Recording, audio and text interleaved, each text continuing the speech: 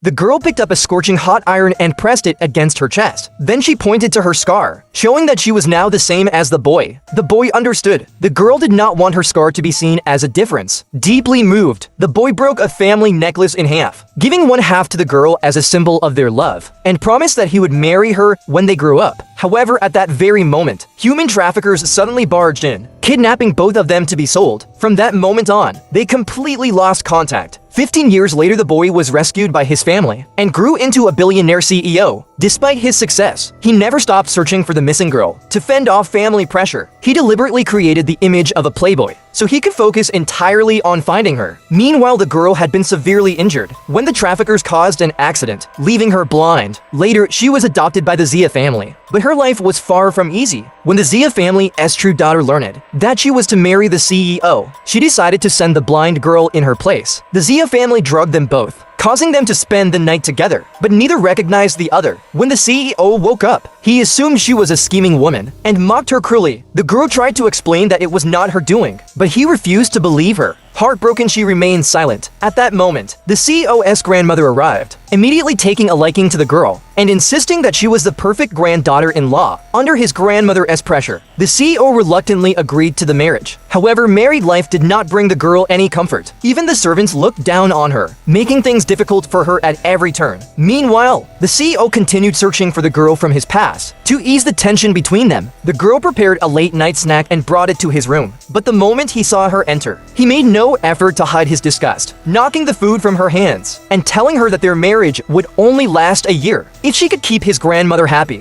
she would receive €2 million. Hoping to escape her predicament and continue searching for the boy from her past, she agreed to his terms. However, just as she was about to leave, his grandmother knocked on the door, reminding them that it was their wedding night and insisting they lock the door and consummate the marriage. She even locked the door herself, trapping them inside. That night, the girl realized her necklace was missing as she bent down to search for it. Another woman suddenly stepped on her hand and pushed her into the water. Terrified, the girl cried for help. The CEO heard her voice and rushed to her side, shocked to find that her voice sounded exactly like the girl from his childhood. He immediately pulled her out of the water and took her to the hospital. Shortly after, his assistant arrived, holding the lost necklace in his hand. The CEO sat quietly beside the girl's hospital bed, waiting patiently for her to wake up, now completely convinced that she was the one he had been searching for all along. When he saw his assistant walk in with the necklace, his belief was further confirmed. However, just then, a maid suddenly barged in, claiming that the necklace was hers.